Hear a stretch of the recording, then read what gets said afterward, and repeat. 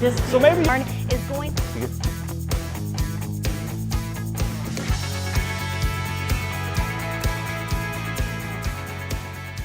Hello and welcome everybody to Inside Jacksonville, a production of the University of North Florida's Department of Communication and the CW17. I'm Nathan Dean. And I'm Carliana Harris, and we're here each month for stories about life on our favorite coast, the First Coast. With tuition rates rising and pay staying the same, it is getting harder and harder for students to put themselves through college. Inside Jacksonville's Teeryana Bryant will be showing the lives of college students working multiple jobs as they manage to barely stay afloat. 39% of people aged 18 to 24 have a side job. Over the last 30 years, tuition rates have nearly tripled while minimum wage has stayed relatively the same. The idea that those can rise, but our living wage shouldn't rise with it is nonsense to me. As a college senior, Samantha works 4 jobs to pay for her expenses. Her average day can start at 9 a.m. and end at 2 a.m. Whenever I'm like, man, I really wish I could be sleeping, I'm like, Albert Einstein didn't sleep. I don't need sleep. I'm always highly caffeinated. I work at Starbucks, and I love my caffeine and my coffee. Samantha sometimes worries about the toll that the lack of sleep will have on her body. Sleep has been linked to some things, or a lack of sleep and stress on cardiac problems, but along with high amounts of caffeine. But that's just something, as a scientist, I don't think about. Shaw finds that staying busy gives her a form of self-validation, but that does not make the day-to-day routine stress-free. It's much easier to just be like, it's just going to be for this semester or the next semester, or going into a freshman year, maybe just 4 years, and then there's a silver lining at the end of the tunnel. It doesn't make the dark tunnel that you're in any brighter, but the idea of hope still sustains me. Samantha Shaw is one of the many students who deals with the battle of working multiple jobs to help pay for school. Other local students have spoken out about their struggles. It makes it feel like they're preventing you from getting an education almost. You have to have money to be able to have an education, and that's the way that it makes you feel. I was working a full-time job and a part-time job in order to pay for my classes and for my household, and that still wasn't enough. I found that I was trying to figure out which one would get paid, what classes get paid for, or would I put it into the household, and for me that was very stressing. Budgeting is one of the many things students have to do to keep a financial balance. Don't spend much on groceries, penny pinch. I've kind of made a calorie schedule that I can survive off of for right now. Some would say penny pinching for groceries is probably the unwise thing to penny pinch around, but that's really the only thing left for me to penny pinch around. But I definitely worry about my health nutrition-wise late at night on weekends when I'm finally not working or have anything to distract myself with. Teeryana Bryant, Inside Jacksonville. And despite all things thrown at these students, they are still making it work and heading full speed ahead through school. Next up, big help for big cats, and you don't need to go on a safari to experience it. It's all right here on the First Coast. Inside Jacksonville, Kevin Beaugrand takes us to the Caddyshack Wildlife Sanctuary for a look at the life-saving work. Driving through the wooded residential area of Ocean Way, it's common to see typical Florida critters like deer and raccoons lurking in the pines, but you'd never imagine what lies just around the bend on Starrett Road. The Caddyshack Ranch Wildlife Sanctuary is home to over 20 tigers, 2 leopards, and 2 lions, among other exotic wildlife.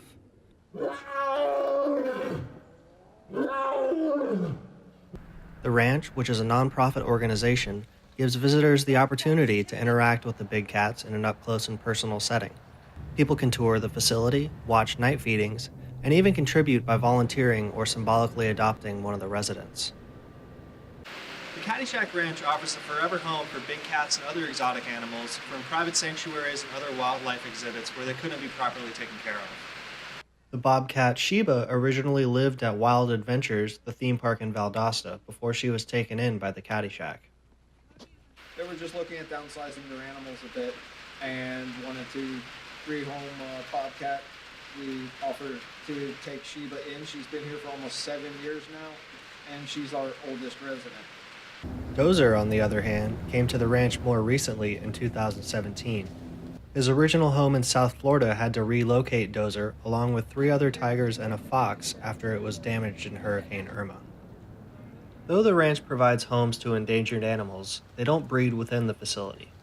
They also want people to know that even though they are big, fluffy, beautiful creatures, big cats don't make good pets. personal ownership of the big cats, I would say pretty much anybody that has them probably shouldn't have them. My personal opinion. We don't have any here that came from private owners. We did have 2 cougars that came from private owners. They both passed away. Because the Caddy Shack is a non-profit organization that provides veterinary care and feeds about 600 pounds of meat every night, they're always looking for donations and volunteers. Hi, her. Hi, Yaffy. Go to caddyshack.org to look up their visitation schedule and purchase tickets. While you're at it, you can find each cat's Amazon wish list and look into adopting a Caddy Shack resident of your own. Kevin Beaugrand, Inside Jacksonville. For more information on how you can donate to the Caddyshack Wildlife Reserve, please go to unftv.com. Coming up next, the local businesswoman is helping victims of human trafficking find their way to a normal life with her nonprofit organization. Also after the break, a look at other local entrepreneurs looking to make a difference in our community.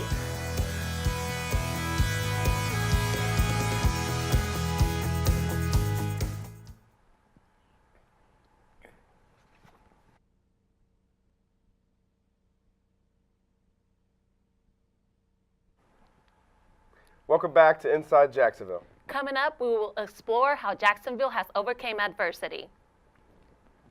Human trafficking is an issue that has impacted people across the world. Inside Jacksonville, John Biassoti tells us about a local nonprofit taking on this global issue. According to the state of Florida, the Sunshine State is ranked 3rd in the nation for human trafficking. While January is Human Trafficking Awareness Month, at Rethreaded is the central focus behind this local nonprofit, helping victims of this often overlooked crime.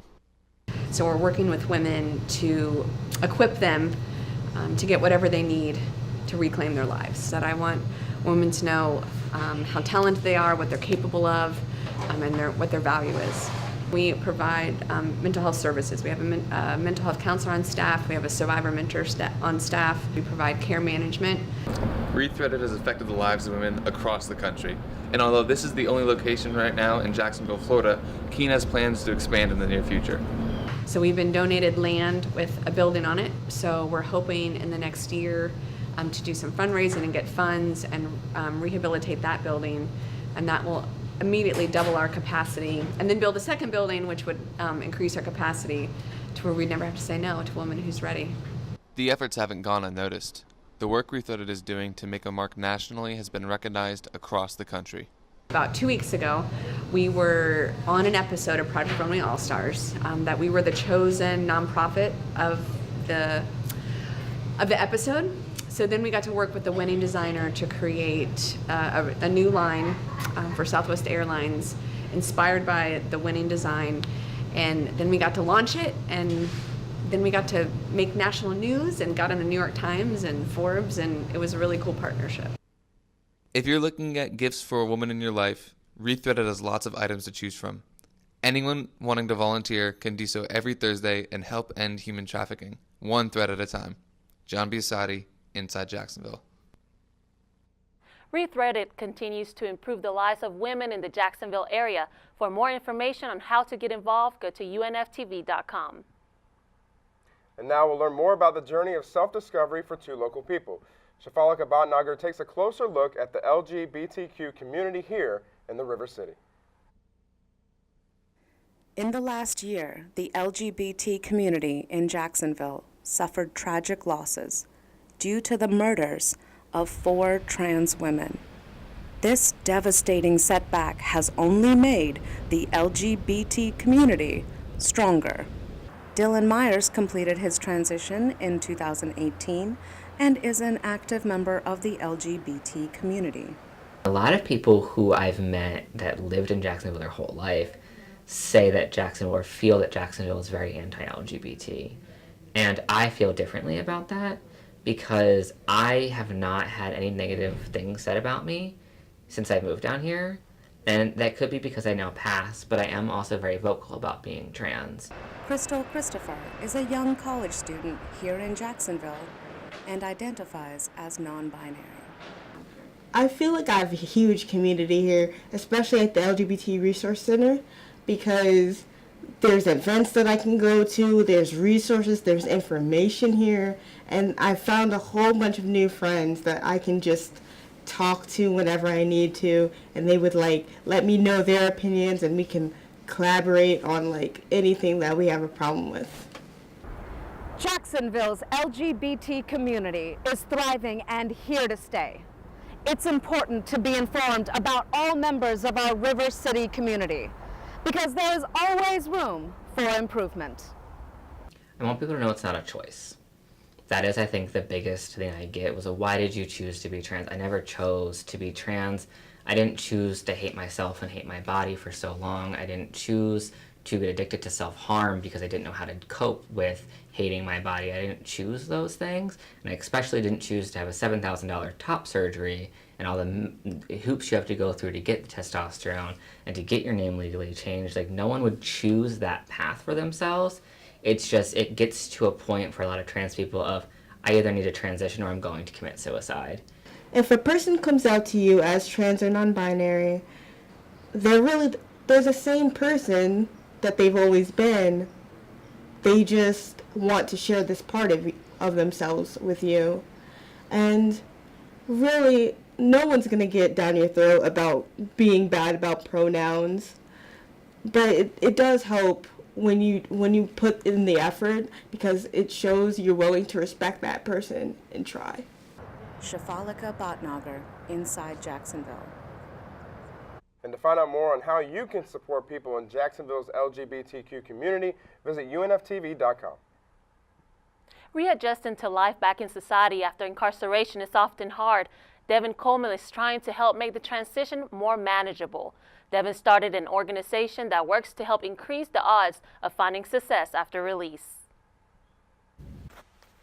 Devin Coleman is an author, poet, single father, and an ex-felon making a difference. August 16th will be my 13 years free. And I accomplished a lot in those 13 years. So what I do is use that period to show individuals that been through the system, you could put your life together. At the age of 21 and a senior at Florida A&M University, Devin was arrested for the first time for a physical altercation where two individuals were hurt. I use my story to enlighten people. I use that period in my life to steer youth away from those mistakes that I made. I had to position myself to be successful when I get home, and that's when I look for creative ways, creative outlets, right? And that's how I wrote the book, Prisoner to Poet, Thoughts of an Incarcerated Soul. I Googled myself when my book came out, and I had my mug shot showed up. And that was the first time a mug shot showed up. So I was like, at the moment, I'm doing right. You bring this past up, right? He was like, you gotta do so much good that you push your mug shot to page 100. Devin has met many individuals throughout his journey that are passionate about returning citizens. They meet often to discuss strategies for their programs. You know what I mean? Guys that come up and be like, yeah, man, what about this? Like, it's I can go on all day about the different struggles people get transitioning from the inside to the outside. But the thing is, like you said, we need to really make a space for people to come in and open. I really needed that when I got out, because I was struggling. I was struggling to the point where, like I said, I was contemplating, hey man, how can I go back in? Devin says his greatest inspiration is his deceased maternal grandmother, to who he dedicated this poem in his book to. I'm sitting here looking at this picture, realizing that she won't be there when I finally get home. But I still have to hold up my side of our agreement. So for now, I have to be strong. There's nothing like receiving a phone call that you pray never comes. Your legs buckle, your eyes water, all while your mind goes to another place, another time. Remembering the days that can't be repeated, conversations that will never be held, and dreams that won't be realized together. It hurts so deeply. Being absent doesn't make it easier. The what ifs and what happened roll off your tongue. But what really plays your mind is, I should have been there. Devin is continuing efforts to keep the community informed and bridging the divide for those working to get back in society. Coming up on Inside Jacksonville, we see how the Rains High School football team overcame tragedy together as champions. Also next, we'll see how a local woman won her battle with cancer using healthy foods as her greatest medicine.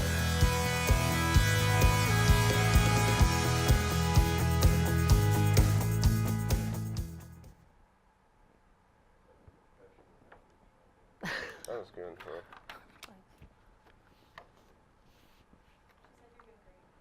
Thank you, guys. Thank you.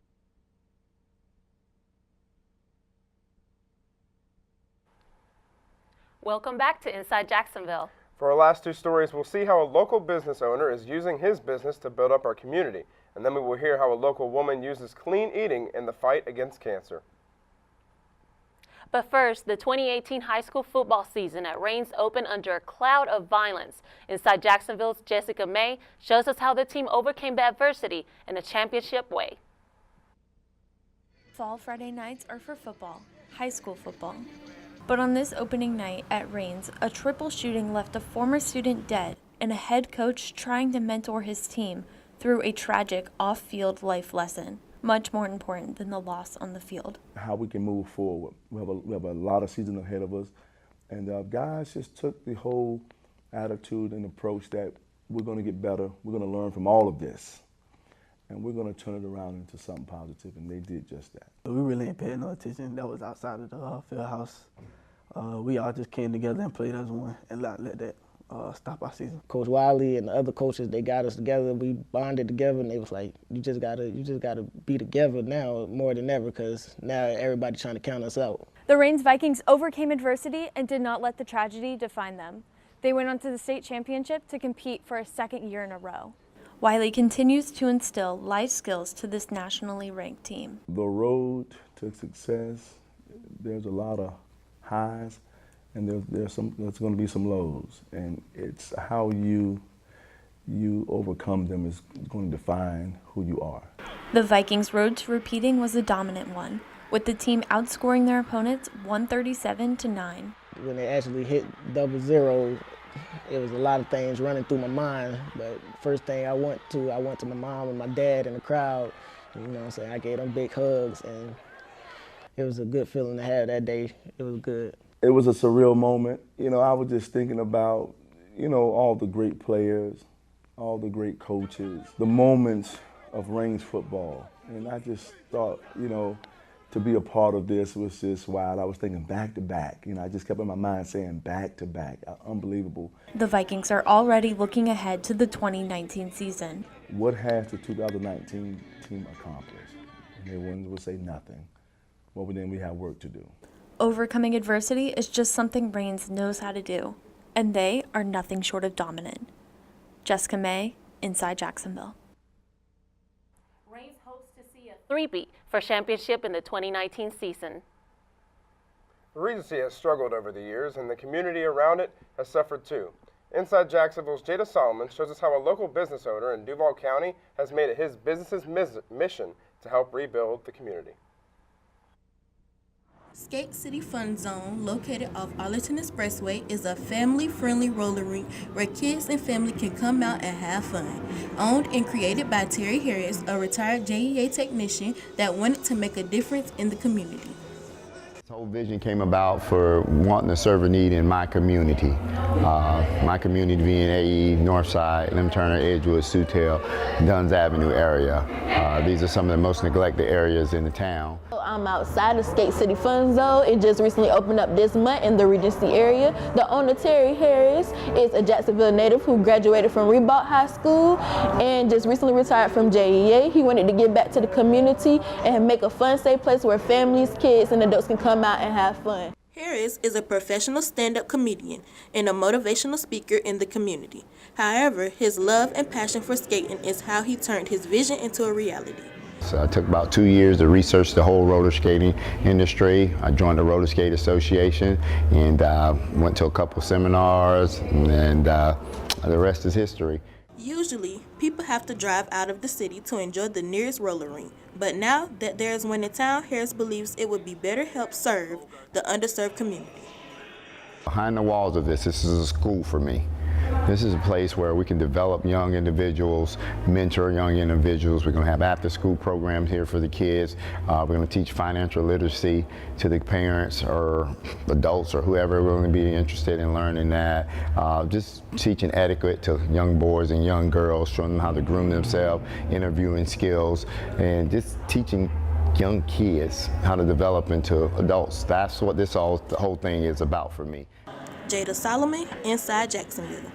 And for more information on the business working for a Regency revamp, go to unftv.com. Talking about eating healthy and actually doing it are two very different things. Inside Jacksonville's Teeryana Quayle tells us how a clean diet might just save your life. This is Suzanne Newsom. This was before she was diagnosed with stage 2 breast cancer. Her whole life changed. There's a lot of stuff happening to you. The doctors, the tests, the everything. It's happening to you. She began looking for things she could do. After some research, she found that a change in diet could help. Her cancer was estrogen positive, so she cut out sugars, starches, and anything high in estrogen. It had an incredible effect. I had 2 tumors. By the time I had had my surgery, one of the tumors was gone. Just by diet change and lifestyle change. You show me a big green salad, I get happy because I associate that with feeling good. If you view food as your medicine, then your local grocery store's produce section can become your pharmacy. We sat down with local holistic doctor, Sharyl Truty, and she spoke with us about how food can affect your health. In the tradition that I've been taught, the anti-inflammatory diet seems to be the optimal diet pattern. At the bottom of the pyramid is including lots of fruits and vegetables in it.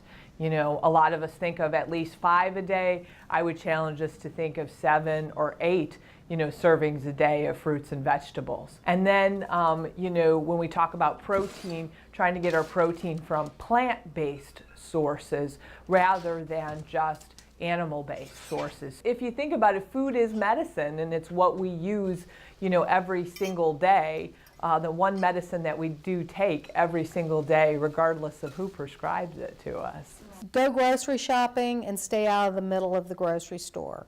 Go to the fresh produce section and stay there. Teeryana Quayle, Inside Jacksonville.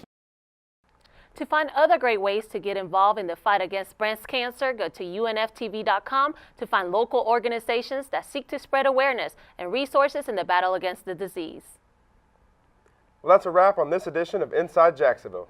If you missed anything from today's program, just visit our website, unftv.com, where you'll find expanded versions of our stories, photos, interviews, and other extras. Again, that's unftv.com. You can also find us on Twitter, Facebook, YouTube, and Instagram at Inside Jacks UNF. Thank you for joining us. We'll see you next time on Inside Jacksonville.